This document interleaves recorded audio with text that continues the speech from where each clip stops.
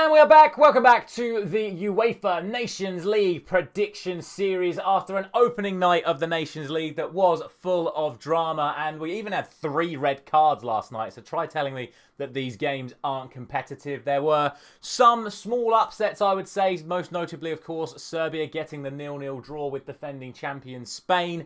Obviously, we had the chaos of the 2-0 to Denmark with 2 red cards for Switzerland in that one. But none of that matters because San Marino have finally done it. They have won their first ever competitive international match, beating Liechtenstein 1-0. So fair play to San Marino. If there are any San Marino fans watching, congratulations to you. But all of that means that actually we only got 4 out of 9 Nations League results correct yesterday. And we got no correct scores because Scotland conceded a last-minute penalty and lost 3-2 to Poland when I did a 2-2 draw. So once again, Scotland, thanks a bunch for just ruining my day. Just can't stand Scotland. Anyway, for those of you that want to know about all of my other international predictions that are taking place over the course of the next 24 hours, you can do so by checking the link in the top of your screen and in the pinned comment of this video where I've got all my predictions for Asian Cup qualifying, African Cup of Nations qualifying, CONMEBOL World Cup qualifiers, etc, etc. All of that will be available in the pinned comment of this video. But today, we're here to talk about the 8 matches taking place in the Nations League this afternoon and this evening. So if you haven't done so already, please do consider dropping a like on this video and subscribing to the channel if you are new around here. And without any further ado, let's get straight into it. Starting off with League C, because we've got no matches in League D today. It is League C, Group 2, and the opening match is between Lithuania and Cyprus. Now, these two sides actually met in a friendly last year, and on that occasion, it was a 1-0 win to Cyprus. But since then, Lithuania haven't lost a single game and have only conceded 1 goal. And also in that time, Cyprus's only win was a 1-0 win against San Marino. So hardly anything to write home about. So for me, I think this is going to be a Lithuania win. I'm going to reverse the result of the friendly last year, and I'm going to go for a 1-0 win to Lithuania in tonight's opener. The other game in this group is Kosovo taking on Romania. And hello again, Kosovo. Oh, how I've missed getting every single one of my predictions on Kosovo wrong. I used to always predict for Kosovo to either win or lose, and every time it was a draw.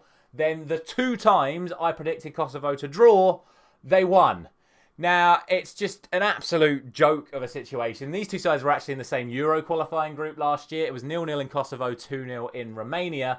And in their last 3 respective matches, both of these sides have only scored 1 goal each across 3 matches. So, realistically, I'm looking at this, looking at the fact that it was 0-0 in Kosovo last year, and the only result I can see is 0-0 again. Now, obviously, 0-0s are the worst predictions to go for because literally takes only 1 goal and the prediction's out the window. But I can definitely see the most likely scenario from this match being a draw. I just hope it ends up being a 0-0-1.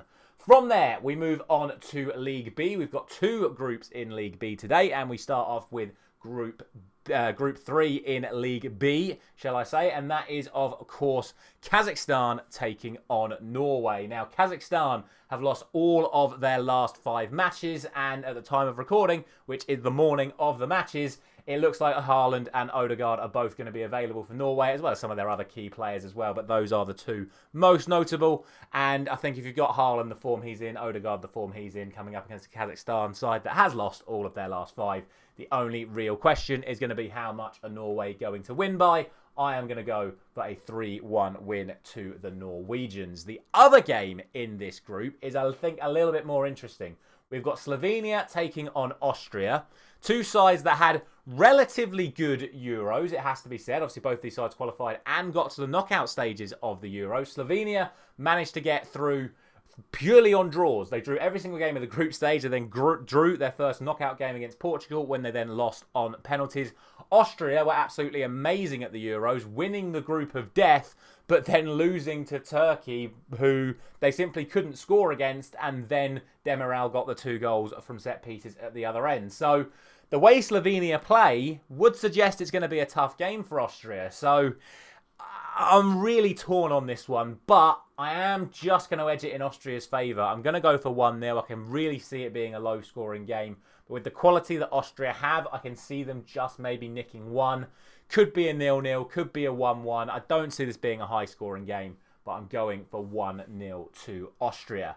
That then takes us to League B, Group 4. And the first game in that group sees Wales taking on Turkey in Craig Bellamy's first game in charge of Wales. Now, the problem is Turkey are just a very, very good side. Another side that had a good Euros. Obviously, we've just spoken about them knocking out Austria in the Euros. And you know, these sides were in the same Euros group as well. We spoke about another group of teams that have had that already. And in the games that they played in Euro qualifying, it was a 1-1 draw in Wales and a 2-0 win in Turkey. So, again, you would have to say the Turks have to be considered the favourites for this. To be honest with you, I think it'll be a really good achievement for Wales if they even get a point out of this game. So, I'm going to go for 2-0 to Turkey. Obviously, like I say, it's Bellamy's first game in charge. He's going to want to instill his own mindset, his own attitude. It could end up working wonders for them. But I think with the quality that Turkey have got, it'll be a real surprise to see Wales get a result in that one. The other game in the group sees Iceland taking on Montenegro. And both of these sides are on a pretty poor run of form recently. But Iceland did get that win against England in the warm-up game before the Euros. To be honest, looking at this is just one of them games where it's like, I'm going to go 2-1 to the home team, and I don't really have much else to say about it. They're pretty close in the world rankings. Like I say, their form is pretty equal. So I'm just going to go 2-1 to the home team. I don't really have much more insights into this. It's just one of them games that are really, really tough to call. So I'm going to go for 2-1 to Iceland.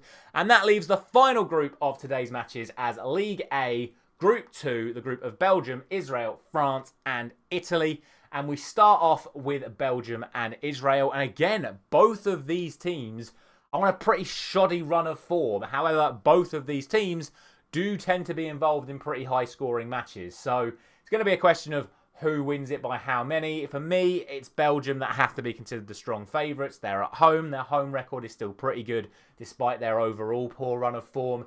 And also, Israel are just not as good as Belgium on paper. The quality of international players available to Belgium is far greater than what Israel have to offer. So I'm going for a 3-1 win to Belgium. And then what surely has to be considered the main event game of the day. It is France against Italy.